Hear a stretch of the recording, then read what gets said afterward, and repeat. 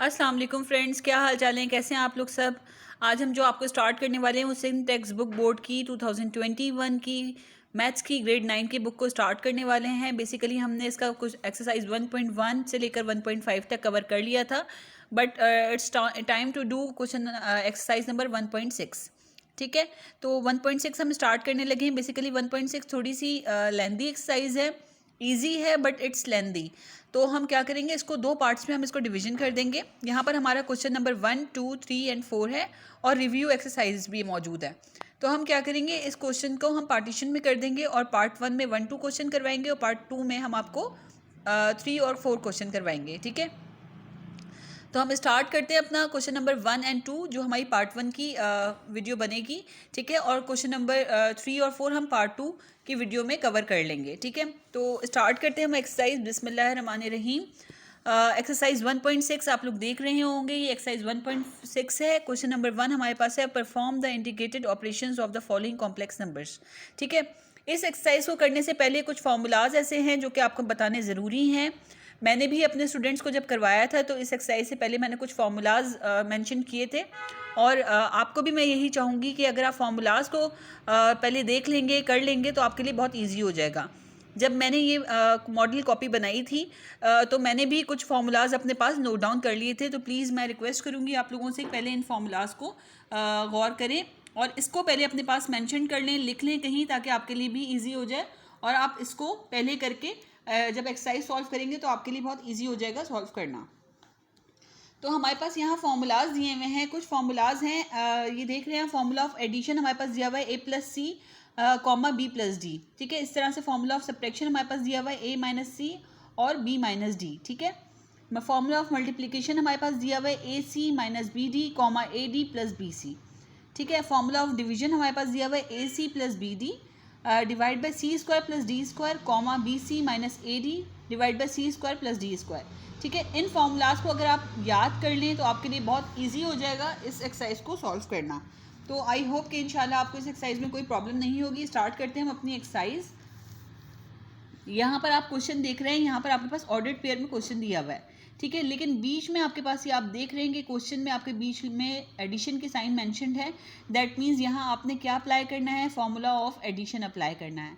Formula of addition apply करने के लिए मैं आपको पहले भी बता चुकी हूँ कि ये इसको हम ए सपोज कर लेते हैं, इसको हम बी सपोज कर लेते हैं, इसको हम सी और इसको हम डी सपोज कर लेंगे। ठीक है, फॉर्मूला तो जो अपनी जगह है वो तो मैंशनड है, बट हमने इसको जो सपोज करना है क्वेश्चन को, वो आप देख लीजिए। हर जगह क्वेश्चन में हम क्या करेंगे, इसको ए सपोज करेंगे, सीक्वेंस में सपोज करेंगे इसको A, B, C and D। ठीक है, बढ़ते हैं क्वेश्चन की तरफ। तो A की जगह हमने A की वैल्यू पुट की फॉर्मूला लिखने के बाद, C की जगह C की वैल्यू पुट की, फिर कॉमा डाला बीच में, फिर B की जगह B की वैल्यू पुट की और D की जगह हमने D की वैल्यू पुट की। जब हमने वैल्यूज पुट कर दी तो हमने फिर क्या किया, इन जो में आपस में एडिशन हो रहा है तो हमने एडिशन किया और बीच में कॉमा के साइन लगा के हमने इसका आंसर फाइंड आउट कर लिया। नेक्स्ट क्वेश्चन की तरफ बढ़ते हैं। आई होप कि क्वेश्चन 1 इजीली आपको समझ में आ गया हो। कोई क्वेरीज हो तो आप लोग मुझसे कमेंट सेक्शन में पूछ सकते हैं। सेकंड क्वेश्चन की तरफ हम बढ़ते हैं। सेकंड क्वेश्चन में बीच में एडिशन की साइन लगी हुई, दैट मीन्स यहाँ पर भी फॉर्मूला ऑफ एडिशन अप्लाई होगा। फॉर्मूला ऑफ एडिशन है A+C, B+D। ठीक है, यहाँ हमारे पास जो क्वेश्चन है वो फ्रैक्शन फॉर्म में मौजूद है। आपने कोई बात नहीं, फ्रैक्शन फॉर्म में भी अगर मौजूद है या कोई भी ऐसा मसला है तो आपने ईजिली आपने उसको भी कवर कर लेना है। ठीक है, जैसे जैसे मैं क्वेश्चन करती जा रही हूँ आप लोग भी अगर इसी तरह ईजिली क्वेश्चन करते जाएँ तो आपके लिए भी बहुत ईजीनेस पैदा हो जाए। ठीक है, तो ए की जगह हमने ए की वैल्यू पुट की, फिर हमने सी की जगह, ये सी था हमारा तो सी की वैल्यू पुट कर ली, फिर ये हमारे पास बी है तो बी की वैल्यू पुट की, और ये हमारे पास डी है तो हमने डी की वैल्यू पुट की। अब हमारे पास जब इस तरह से फ्रैक्शन में क्वेश्चंस आ जाते हैं और बीच में प्लस या माइनस की साइन लगी होती है तो हम क्या करते हैं, हम एलसीएम ले लेते हैं। 2 और 3 का हमने ले लिया एलसीएम। नीचे वाले नंबर से हम करते हैं डिवाइड, ऊपर वाले नंबर से हम करते हैं मल्टीप्लाई। आई होप कि एलसीएम लेना आप लोगों को ईजिली आता हो। तो आपने इस तरह से एलसीएम लेने के बाद यहाँ पर 9 + 4 हो जाएगा ऊपर, और यहाँ पर क्या हो जाएगा 4 + 9, और आप इस तरह इसको प्लस करके यहाँ पर आंसर ले लेंगे। 13/6 दोनों का आंसर आ जाएगा। थर्ड क्वेश्चन की तरफ हम बढ़ते हैं। थर्ड क्वेश्चन में हमारे पास इस तरह से देखें, यहाँ पर फॉर्मूला ऑफ सब्ट्रैक्शन शो हो रहा है। ठीक है, फॉर्मूला ऑफ सब्ट्रैक्शन हमने करना है। फॉर्मूला ऑफ सब्ट्रैक्शन के लिए अप्लाई करने के लिए A-C लिखना है और B-D। पहले मैंने भी गलती से एडिशन लिख दिया था, बट हमारे पास फॉर्मूला ऑफ सब्ट्रैक्शन अप्लाई हो रहा है क्योंकि यहाँ मिड में माइनस की साइन मौजूद है, तो हम यहाँ पर माइनस का ही फॉर्मूला अप्लाई करेंगे। माइनस का फॉर्मूला अप्लाई करने के बाद हमने वैल्यूज़ भी उसी तरह पुट करनी है जैसे हमारे पास फॉर्मूले में गिवन है a माइनस सी और b माइनस डी, और इसको भी हमने a b c d sequence से सपोज करना है। ठीक है, वैल्यूज़ हमने पुट की। वैल्यूज़ पुट करने के बाद हम देखते ये हैं कि यहाँ 2xy लिखा हुआ है और यहाँ -1/2xy लिखा हुआ है। जब हमारे पास यहाँ डिनोमिनेटर में कुछ नहीं है, हमने खुद से यहाँ पर डिनोमिनेटर में 1 लगा ली क्योंकि दूसरी वाली जो वैल्यू है वो डिनोमिनेटर में मौजूद है। तो हमारे पास यहाँ पर अगर कुछ नहीं है तो हमने डिनोमिनेटर में 1 ले लिया, क्योंकि हम देख रहे हैं कि यहाँ फ्रैक्शन फॉर्म में अगर दोनों टर्म्स आ जाएंगी, बीच में माइनस लगा होगा, तो हम इसका ईजिली एलसीएम ले सकते हैं। ठीक है, इस तरह से हमने इसको एलसीएम ले लिया, 2 एलसीएम आ गया, ऊपर नीचे वाली चीज़ को डिवाइड करते हैं, ऊपर वाली चीज़ को मल्टीप्लाई करते हैं, और इस तरह से हमारे पास 4xy माइनस xy ऊपर आ जाएगा। और यहाँ पर हमारे पास क्या होगा कि 5y square minus 6y square है, तो हम क्या करेंगे, साइन बड़े की लगाएंगे और प्लस माइनस माइनस करेंगे तो हमारे पास आ जाएगा -y स्क्वायर। ठीक है, और यहाँ पर हमारे आ जाएगा इसको माइनस करके 3xy डिवाइड बाई 2 और यहाँ आ जाएगा -y स्क्वायर। इस तरह से हमारा क्वेश्चन नंबर 3b सॉल्व हो जाएगा। अब आप बढ़ते हैं क्वेश्चन नंबर 4 की तरफ। आई होप कि एक्सरसाइजेज आपको इजीली समझ में आ रही हों। कुछ भी क्वेरीज हों तो आप लोग मुझसे कमेंट सेक्शन में पूछ सकते हैं। फॉर्मूला ऑफ सब्ट्रैक्शन भी यहाँ पर भी अप्लाई करेंगे क्योंकि क्वेश्चन में की डिमांड हमारे पास माइनस यहाँ दी हुई है, तो हम यहाँ फॉर्मूला ऑफ सब्ट्रैक्शन अप्लाई करेंगे। फॉर्मूला ऑफ सब्ट्रैक्शन है a minus C b minus D. ठीक है, तो हम यहाँ पर हम वैल्यूज़ वैसे ही पुट करेंगे जैसे हमारे पास मौजूद हैं, वैल्यूज़ वैसे ही हम पुट करेंगे। तो हमने पहले a की वैल्यू पुट की, फिर c की वैल्यू पुट की, फिर b की, फिर हमने डी की वैल्यू पुट कर दी। यहाँ पर जो आप एक चेंज देख रहे हैं वो ये देख रहे हैं कि आपको ऑर्डर्ड पेयर में यहाँ माइनस में नंबर दिया हुआ है। एज इट इज़ आपने माइनस में ही पुट कर देना है। बीच की साइन जो है फॉर्मूले की वो भी आपने अप्लाई करनी है, और आपने नंबर भी माइनस के साथ मौजूद यहाँ है तो माइनस में ही लिखना है।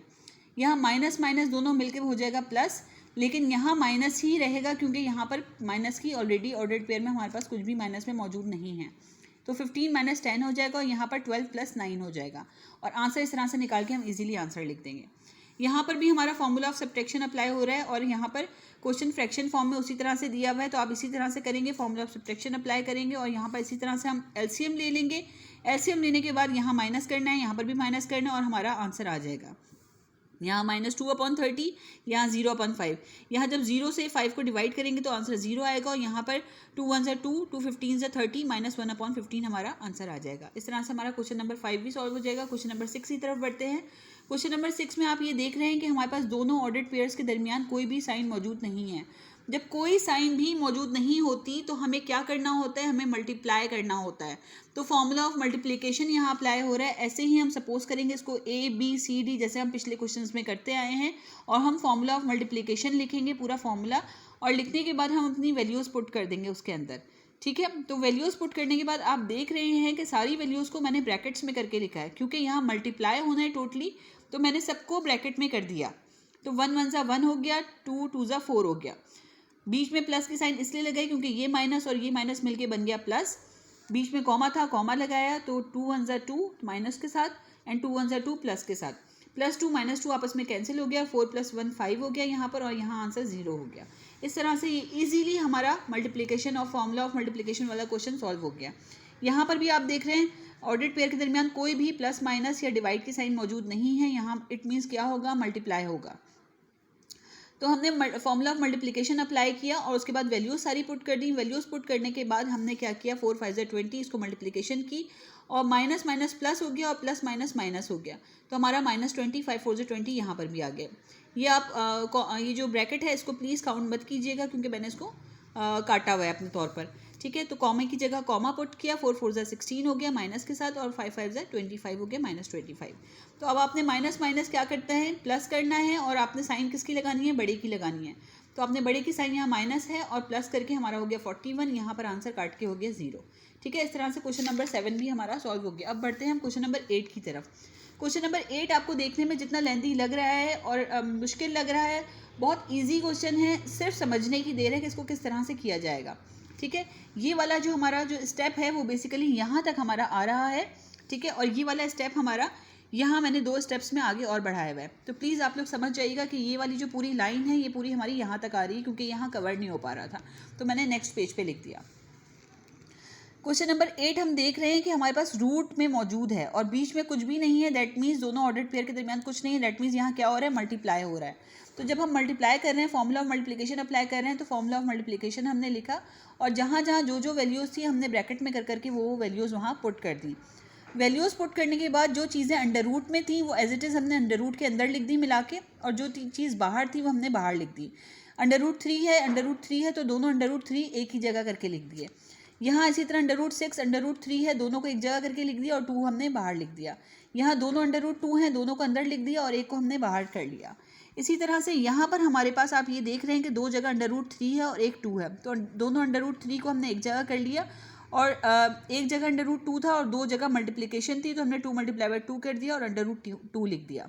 यहाँ इसी तरह से आप बीच में प्लस की साइन थी, प्लस की साइन लगाई। यहाँ अंडर रूट 6 है, अंडर रूट 3 है, दोनों को अंदर अंडर रूट के लिख दिया और यहाँ अंडर रूट 2 और अंडर रूट 4 अकेला है तो 4 को बाहर लिख दिया और अंडर रूट 2 को हमने अंदर लिख दिया। इस तरह से हमारा यहाँ तक ये स्टेप सॉल्व हो गया। अब बढ़ते हैं हम आगे। जब आपके पास इस तरह का पेयर बन जाए तो ये अंडर रूट पेयर से कैंसिल हो जाता है और 3 हमारा आ जाता है बाहर।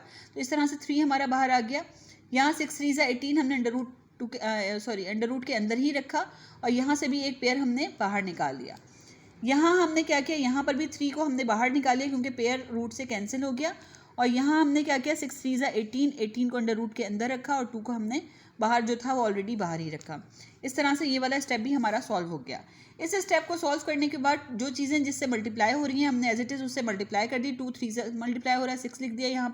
यहाँ पर भी 2 3 से मल्टीप्लाई हो रहा है 6 लिख दिया। बाकी पूरी टर्म को हमने एज इट इज़ लिख दिया। अब जो जिससे कट रहा था हमने उसको काट दिया। 2 1 2 2 2 4, ठीक है। 2 2 4 2 3 6। ऊपर नीचे काटेंगे क्योंकि बीच में प्लस की साइन है तो ये क्रॉस में नहीं कट सकता, ये ऊपर नीचे कटेगा, ठीक है। इसी तरह 2 1 2 2 2 4 2 3 6 और 2 4 8 ऊपर नीचे कट रहा है, ठीक है। यहाँ क्रॉस में नहीं कटेगा क्योंकि बीच में माइनस की साइन है। जब आपके पास बीच में माइनस की या प्लस की साइन होती है तो ऊपर नीचे तो कट सकता है क्योंकि डिवीजन हो रही होती है, बट क्रॉस में नहीं कट सकता क्योंकि यहाँ बीच में मल्टीप्लिकेशन की साइन नहीं है। इसके बाद हमारे पास नेक्स्ट स्टेप में आप ये देख रहे हैं कि 3 बच गया ऊपर और नीचे 4 बच गया। यहाँ हमारे पास जो है वो ऊपर अंडर रूट 18 है, नीचे 2 है, यहाँ 3 है, यहाँ पर नीचे 2 अंडर रूट 2 है और यहाँ 18 है अंडर रूट 18 और 2 डिवाइड बाई 2 अंडर रूट 2 मौजूद है, ठीक है। अब हम क्या करेंगे, अब हम लेंगे LCM क्योंकि और हमारे पास कोई मज़ीद यहाँ पर स्टेप नहीं है तो हम यहाँ लेंगे LCM लेने के बाद यहाँ पर हमारे पास नीचे आ जाता है 2 अंडर रूट 2, ठीक है, और यहाँ LCM आ जाता है 4। तो हमने यहाँ पर नीचे वाली चीज़ से डिवाइड करते हैं, ऊपर वाले से मल्टीप्लाई करते हैं तो हमारे पास आ गया 3 - 2 अंडर रूट 18 और यहाँ आ गया 3 + अंडर रूट 18। तो अब हमने क्या किया, इस 18 अंडर रूट 18 जो आ रहा है इसके हमने फैक्टर्स निकाले तो हमारे पास यहाँ फैक्टर्स निकालने के बाद हमारे पास 3 × 3 × 2 हमारे पास फैक्टर्स आ गए। दोनों जगह आप देख रहे हैं यहाँ 3 में से माइनस किया 2 तो यहाँ 1 आ गया और यहाँ इसके फैक्टर्स आ गए। फैक्टर आ गए तो 3 3 का पेयर बन गया दोनों जगह। जब पेयर बन जाता है तो पेयर रूट से हो जाता है कैंसिल, इसमें से 3 बाहर आ जाएगा और यहाँ से भी 3 बाहर आ जाएगा, ठीक है। तो क्या रह जाएगा हमारे पास 1 × 3 अंडर रूट 2, ठीक है। इसी तरह से देखें यहाँ मैंने लिख दिया 1 × 3 अंडर रूट 2 डिवाइड बाई 4। यहाँ क्या बचा हमारे पास, यहाँ बचा 3 + 3 अंडर रूट 2। यहाँ देखें 3 + 3 अंडर रूट 2 और नीचे 2 अंडर रूट 2 ऑलरेडी मौजूद था। जब 3 + 3 हुआ तो 6 अंडर रूट 2 हो गया, यहाँ पर 3 अंडर रूट 2 हो गया divide by 4 divide by 2 under root 2। यही हमारा आ गया आंसर। जितना मुश्किल क्वेश्चन आपको दिख रहा था, देखिए कितना इजीली हमने इस क्वेश्चन को सॉल्व कर डाला। इंशाल्लाह इसी तरह से आगे करते जाएंगे हम अपने क्वेश्चंस। क्वेश्चन नंबर 8 थोड़ा लेंदी था लेकिन क्वेश्चन नंबर 9 और 10 उतने ही ईजी हैं। अच्छा, अब आप ये देख रहे हैं इस क्वेश्चन की डिमांड क्या है। इस क्वेश्चन में ऑर्डर्ड पेयर के दरमियान लिखा हुआ है डिवाइड। अगर डिवाइड के साइन मौजूद है डेट मीन्स हम क्या करेंगे, यहाँ फॉर्मूला ऑफ डिवीजन अप्लाई करेंगे। फॉर्मूला ऑफ डिवीजन पूरा हमने अप्लाई कर लिया। क्वेश्चन के शुरू में ही मैंने आपको बता दिया था कि क्वेश्चन पहले आप देखेंगे गौर से कि प्लस लगा हुआ है, माइनस लगा हुआ है, मल्टीप्लाई है या डिवाइड है। जो चीज़ भी लगी हुई होगी वही फॉर्मूला अप्लाई करेंगे और आपके लिए उतना ही ईजी हो जाएगा इस क्वेश्चन को सॉल्व करना। अगर कि आपने फॉर्मूला अप्लाई नहीं किया और आपने फॉर्मूला याद नहीं किया तो आपके लिए उतना ही ट्रबल क्रिएट हो जाएगा, ठीक है। आपने फॉर्मूले के हिसाब से वैल्यूज़ को उसी तरह से पुट कर देना है। जहाँ जहाँ जो वैल्यू है इसको ए एज्यूम करना है, इसको बी, इसको सी और इसको डी, ठीक है। एज्यूम करके आपने वही सारी चीज़ों को जगह जगह पुट कर देना है। पुट करने के बाद आप ये देखें 3 3 9 हो रहा है। सारी वैल्यूज़ जो मल्टीप्लिकेशन में आ रही हैं उनको आपने ब्रैकेट्स में कर करके लिखना है ताकि आपके लिए और ईजी हो जाए। 3 3 9 मेरे साथ साथ अगर आप लोग सॉल्व करते जाएँ तो आपके लिए और ज़्यादा ईजी हो जाएगा। 7 2 14 प्लस माइनस माइनस होता है, बीच में माइनस का साइन आए। ये 3 2 दफ़ा मल्टीप्लाई हो रहा है, ये 2 2 दफ़ा मल्टीप्लाई हो रहा है तो 3 3 9 हो गया और 2 2 4 हो गया। ठीक है। इसी तरह से ये 3 2 दफ़ा मल्टीप्लाई हो रहा है, ये 2 2 दफ़ा मल्टीप्लाई हो रहा है, तो यहाँ पर भी ऐसे ही आ गया। यहाँ 7 3 ज़ा 21 माइनस 21, 3 2 ज़ा 6 तो माइनस 6। अब यहाँ 9 में से 14 को माइनस करेंगे तो -5/13 आ जाएगा। यहाँ पर हम -21 माइनस 6 करेंगे तो माइनस माइनस हो जाएगा, प्लस बड़े की लगेगी साइन, प्लस करेंगे तो 27 -27/13 हमारा आंसर हो जाएगा। बहुत इजीली आप इसको सॉल्व कर सकते हैं इस फॉर्मूले को अप्लाई करके। इसी तरह से क्वेश्चन नंबर 10 है हमारा, सेम वैसे ही हमारा आप देख रहे हो कि ऑर्डर्ड पेयर के दरमियान डिवीजन की साइन अप्लाई हो रही है। डिवीजन के साइन अप्लाई होने का मकसद ये है, फॉर्मूला ऑफ डिवीजन लिखना है, वैल्यूज पुट करनी है, then you have to multiply it and take the answer. ठीक है, इस तरह से आपने इस क्वेश्चन नंबर 10 को भी सॉल्व कर लेना। आई होप कि इस क्वेश्चन में भी आपको कोई भी प्रॉब्लम नहीं होगी। जिस तरह से मैंने अपने स्टूडेंट्स को सॉल्व करवाया है, आप लोग भी इस क्वेश्चन को बहुत ईजिली सॉल्व कर सकते हैं। बढ़ते हैं हम अपने क्वेश्चन नंबर 2 की तरफ। क्वेश्चन नंबर 2 हमारे पास जो मौजूद है वो भी बहुत इजी क्वेश्चन है। Simplify and right your answer in form of a plus iota b। ठीक है, सिंप्लीफाई करना है और आंसर आपने किस में लिखना है, a प्लस आयोटा b में आपने आंसर लिखना है। ठीक है, क्वेश्चन हमारे पास है -1 डिवाइड बाई 1 प्लस आयोटा। ठीक है, जब आपके पास इस तरह का क्वेश्चन आएगा तो आप क्या करेंगे कि आप नीचे जो भी आपके पास मौजूद है डिनोमिनेटर में टर्म, जो भी डिनोमिनेटर में टर्म मौजूद है, तो आप क्या करेंगे, उसी टर्म की साइन बीच की चेंज कर देंगे और साइन को चेंज करके आप लिखेंगे multiply and dividing by 1 minus iota. Multiply and dividing by 1 minus iota, जिस तरह मैंने लिखा है। ये करने के बाद आप पहला स्टेप ये करेंगे। ठीक है, -1 डिवाइड बाय 1 प्लस आयोटा, जो कि क्वेश्चन आपका मौजूद था वही आपने सेम लिखा। फिर आपने क्योंकि मल्टीप्लाई और डिवाइड करना है तो आपने बीच में मल्टीप्लाई की साइन लगाई और 1 माइनस आयोटा से आपने मल्टीप्लाई कर दिया और डिवाइड भी 1 माइनस आयोटा से कर दिया, इस तरह से। ठीक है, उसके बाद ये इसके मैंने आप एरो इसलिए लगाए हुए ताकि आपको पता लग जाए कि इस स्टेप के बाद ये वाला स्टेप करना है। इस स्टेप में आप क्या करेंगे, -1 को मल्टीप्लाई कर रहे हैं 1 माइनस आयोटा से। देखें, आपने यहाँ पर इन दोनों को ब्रैकेट्स में करके लिख दिया ताकि पता लग रहा है ये आपस में मल्टीप्लाई हो रहा है। अच्छा, अब आपने इन दोनों को भी आपस में मल्टीप्लाई कर दिया तो आपने इस टर्म को भी ब्रैकेट में कर लिया और आपने इस टर्म को भी ब्रैकेट में कर लिया। ठीक है, अब आपके पास ये दिख रहा होगा कि ये a प्लस बी है, ये a माइनस बी है। आपने फॉर्मूला शायद आपको याद होगा कि a square minus B square किसके बराबर होता है। Therefore a square minus B square किसके बराबर होता है, a प्लस बी और a माइनस बी के बराबर होता है। a square minus B square किसके बराबर होता है, a प्लस बी और a माइनस बी के बराबर। ये आपने साइड पे लिख लेना है और फिर आपने इस नीचे वाली टर्म को चेंज कर देना है a square minus B square में। ठीक है, ऊपर वाली टर्म को एज इट इज़ आपने मल्टीप्लाई कर देना है। मल्टीप्लाई करेंगे तो आपके पास आंसर आ जाएगा यहाँ -1 प्लस आयोटा, क्योंकि -1 1 से मल्टीप्लाई हुआ, -1 हो गया और माइनस माइनस प्लस होने के बाद ये आयोटा हो गया। ठीक है, इस तरह से नीचे यहाँ फॉर्मूला अप्लाई हो गया। तो आपका आंसर क्या आया, -1 प्लस आयोटा, और नीचे क्या आंसर आया, 1 को आप जितने भी स्क्वायर कर लें, क्यूब कर लें, 1 का आंसर 1 ही रहेगा। और नीचे क्या हो गया, iota square minus iota square. अच्छा, एक बात और याद रखिए कि आयोटा स्क्वायर जो होता है उसकी वैल्यू जो होती है वो आयोटा स्क्वायर की वैल्यू -1 होती है। आयोटा स्क्वायर की वैल्यू क्या होती है, -1 होती है। Now put the value of iota square equals to -1। अब आपने आयोटा स्क्वायर की वैल्यू पुट कर देनी है, आयोटा की नहीं, आयोटा स्क्वायर की वैल्यू जो होती है क्या होती है, -1। इस बात का ध्यान रखिएगा, सिर्फ आयोटा की नहीं, आयोटा स्क्वायर की वैल्यू होती है -1। तो आयोटा स्क्वायर की वैल्यू की जगह आपने आयोटा -1 पुट करना है। -1 पुट करने के बाद आपने क्या करना है, इसको माइनस माइनस हो रहा है प्लस, तो 1 + 1 लिख देना है। ठीक है, 1 + 1 मिलके क्या हो जाएगा, -1 plus iota divide by 2, -1 plus iota divide by 2। अब जब आपके पास इस फॉर्म में आंसर आ जाए तो आपने -1 के साथ भी डिवाइड हो रहा है 2 और प्लस आयोटा के साथ भी डिवाइड हो रहा है 2, आपने इस तरह से करके लिख देना है। जब आप इस तरह से इसको करके लिख देंगे तो आपका यही आपका क्या हो जाएगा, आंसर हो जाएगा। ये आप ले आए a plus iota B, a plus iota B form में ही आपको आंसर लाना था। आप as it is a plus iota B में ही आंसर लेकर आ गए हैं। आयोटा पहले लिखें या आयोटा बाद में लिखें, इससे कोई फ़र्क नहीं पड़ना। तो आपने a प्लस आयोटा बी में आपने आंसर ले आया। ठीक है, तो यहाँ तक आपका ये आंसर हो गया। सेकंड क्वेश्चन की तरफ हम बढ़ते हैं। सेकंड क्वेश्चन में भी आप देख रहे हैं बहुत ईजी क्वेश्चन हैं ये, इंशाल्लाह ताला कोई प्रॉब्लम नहीं होगी आपको। 1 प्लस आयोटा का होल स्क्वायर की पावर 4। ठीक है, अब आपने क्या करना है, आपने इसको होल पावर 4 जो आ रही है इसको आपने पहले 1 प्लस आयोटा स्क्वायर की फॉर्म में लेके आना है और उसके बाद दूसरा ब्रैकेट लगा के दूसरा स्क्वायर यहाँ ले लेना है। ठीक है, ये आप इस तरह से भी इसको लिख सकते हैं। ठीक है, 1 plus iota square, iota square का होल स्क्वायर किसके बराबर होता है, आपको फॉर्मूला शायद याद होगा कि a प्लस बी का होल स्क्वायर बराबर होता है a square plus 2ab plus B square. अब आप एज इट इज़ यहाँ फॉर्मूला अप्लाई कर लेंगे। 1 का होल स्क्वायर a स्क्वायर हो गया प्लस 2ab क्या है यहाँ पर, a ये है और b ये है, a ये है और b ये है। थोड़ा सा मुश्किल होता है लेकिन उस वक्त आप समझ लेंगे अच्छे तरीके से अगर इसको, तो आपको इंशाल्लाह ताला कोई प्रॉब्लम नहीं होगी।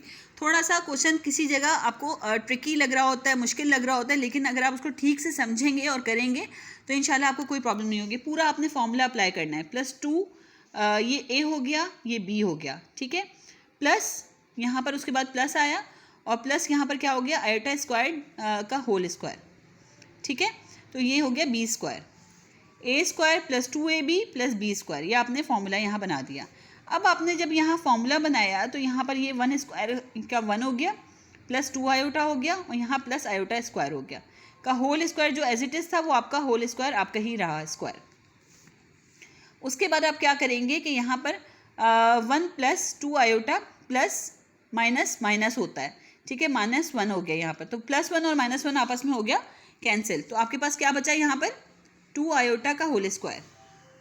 थोड़ा सा कैमरा क्लियर हो जाए, देखें आप ज़रा। अब आपके पास क्या बचा, 2 आयोटा का होल स्क्वायर। 2 आयोटा का होल स्क्वायर का मतलब होता है 2 आयोटा 2 दफ़ा मल्टीप्लाई हो रहा है, तो आपने 2 आयोटा का 2 दफ़ा मल्टीप्लाई कर दिया, ठीक है।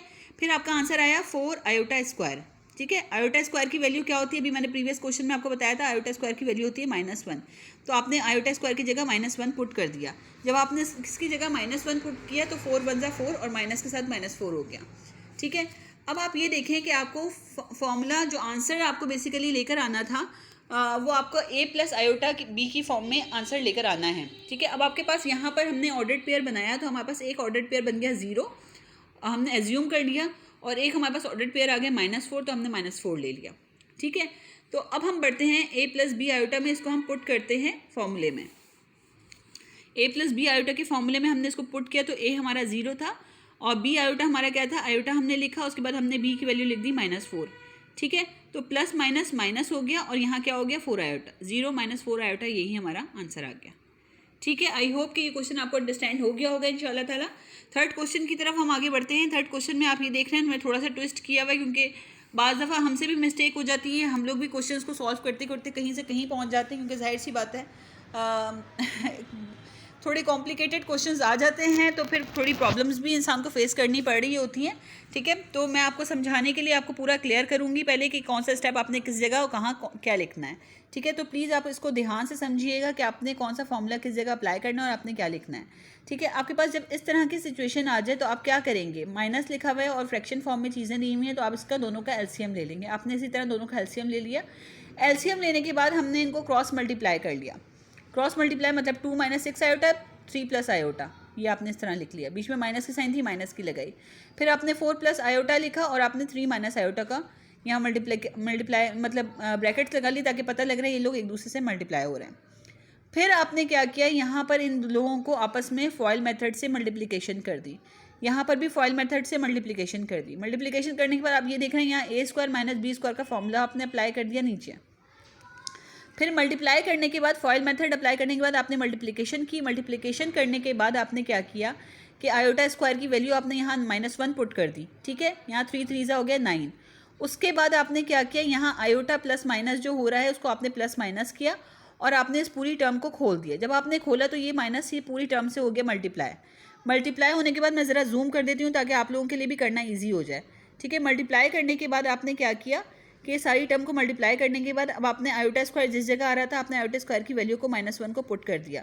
-1 पुट करने के बाद जो भी प्लस माइनस हो रहा है उसको करने के बाद आपका आंसर यहाँ पर आता है -1/10 divide by -1 divide by upon -1/10 -15 iota divide by 10, ठीक है।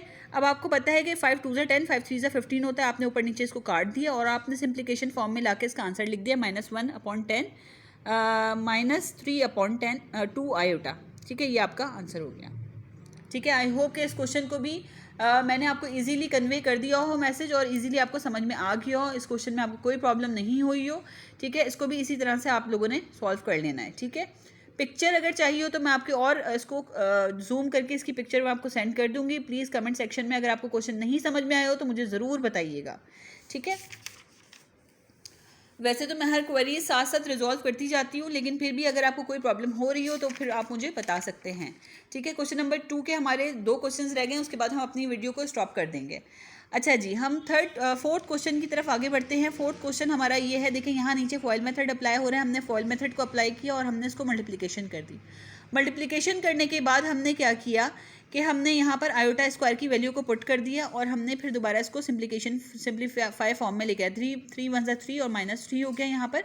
और इस तरह से हमने नंबर्स को आपस में प्लस माइनस करके -1 लिख दिया और आयोटा को अलग कर दिया।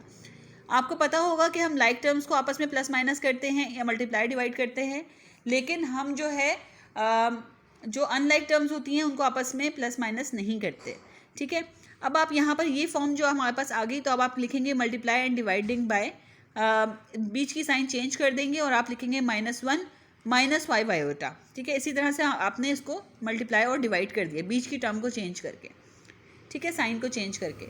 उसके बाद आपने क्या किया, यहाँ माइनस, क्योंकि एक साइन प्लस में एक माइनस में, तो आप ए स्क्वायर माइनस बी स्क्वायर वाला फॉर्मूला अप्लाई करते हैं। तो इसी तरह से आपने यहाँ पर देयरफॉर लिखा ए स्क्वायर माइनस बी स्क्वायर ए प्लस बी और ए माइनस बी के बराबर होता है। आपने नीचे फॉर्मूला अप्लाई कर लिया। फॉर्मूला अप्लाई करने के बाद आपने इसको खोल लिया, 1 - 25 आयोटा स्क्वायर ये हमारा हो गया। ठीक है, जब ये हमारे पास हो गया तो आयोटा स्क्वायर की वैल्यू पुट करी -1। ठीक है, और हमारे पास हो गया 1 + 25। ठीक है, तो ये हो गया 26। उसके बाद आपने लिखा -1 divide by 26 -5 iota divide by 26, यही हमारा आंसर हो गया। ठीक है, आई होप कि इस क्वेश्चन में भी आपको कोई प्रॉब्लम नहीं हुई हो।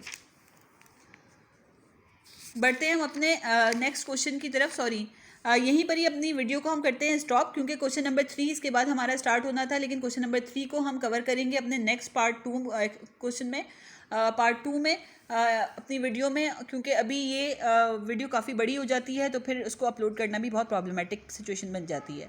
ठीक है, तो हम यहीं पर ही इसको स्टॉप करते हैं। इंशाल्लाह पार्ट 2 की वीडियो आप ज़रूर देखिएगा, उसमें भी मैं काफ़ी क्वेश्चंस आपको इंशाल्लाह पूरी एक्सरसाइज उसी में ही कवर करवा दूंगी, बाकी की जो रह गई है।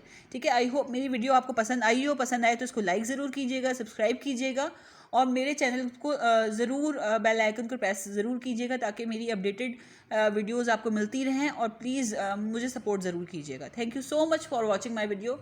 अल्लाह हाफ़िज़।